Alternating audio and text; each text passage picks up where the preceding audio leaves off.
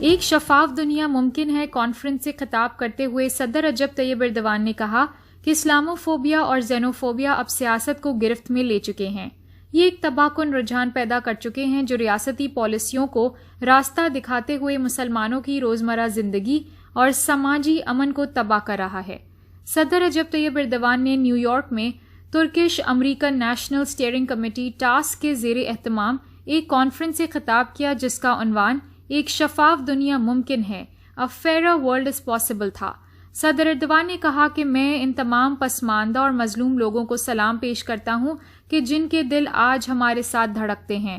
میں اپنے ان بہنوں اور بھائیوں کو سلامی دیتا ہوں جو دنیا بھر میں ایک مسلمان کی حیثیت سے اپنی زندگی گزارنے کے لیے جدوجہد کر رہے ہیں.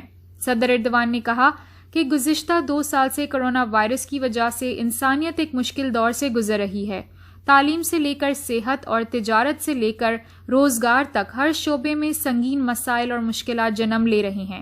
وبا کے دوران اپنی جانیں گنوانے والے افراد کی تعداد تقریباً 46 لاکھ تک پہنچ چکی ہے. کووڈ-19 وبا نے عالمی نظام کی بے انصافیوں کو کھول کر رکھ دیا ہے. اس امر کی جانب اشارہ کرتے ہوئے کہ وائرس کے علاج سامنے آنے اور زیادہ سے زیادہ افراد کی ویکسینز تک رسائی کے ساتھ وبا کی شدت کم ہونا شروع ہوگی. صدر ایردوان نے کہا کہ لیکن یہاں جس چیز کی ضرورت ہے وہ دیگر مسائل سے نمٹنا ہے کہ جو وبا کی وجہ سے گمبھیر ہو گئے ہیں. کووڈ-19 کی وبا نے عالمی نظام کی خامیوں، بے انصافی اور عدم مساوات کا پردہ چاک کیا ہے. اس دور میں ماسک، وینٹیلیٹرز اور ادویات سمیت پیداوار کے ہر شعبے میں دنیا کو نمایاں مسائل رہے. ہم نے ایسی تصاویر بارہا اور مختلف مقامات پر دیکھیں جو انسانیت کے ناطے ہمیں پریشان کر رہی ہیں. ہم نے سنگین حالات کا سامنا کیا جس میں ہم نے بزرگوں کی دیکھ بھال کے مراکز میں غفلت کی وجہ سے لوگوں کی اموات کی روح فرسا تصاویر دیکھیں. لاکھوں افراد ایشیا اور افریقہ میں ہیں جنہیں اب بھی ویکسین کا پہلا ڈوز تک نہیں ملا.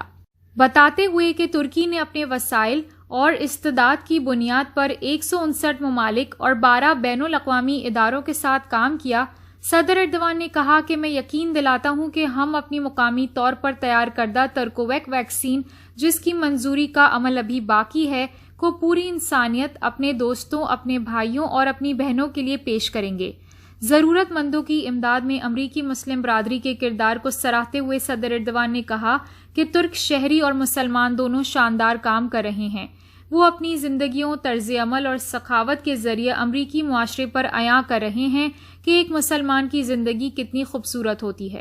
انہوں نے مزید کہا کہ لیکن بحیثیت انسانیت ہم ایک اور وائرس سے لڑ رہے ہیں جو کووڈ-19 سے زیادہ تباہ کن، زیادہ خطرناک اور زیادہ فریب کار ہے. یہ اسلاموفوبیا کا وائرس ہے. یہ وائرس تیزی سے ان ممالک میں پھیل رہا ہے جو سال ہر سال سے جمہوریت اور آزادی کے گہوارے کے طور پر پیش کیے جا رہے ہیں. اسلاموفوبیا اور زینوفوبیا اب سیاست کو گرفت میں لے چکے ہیں.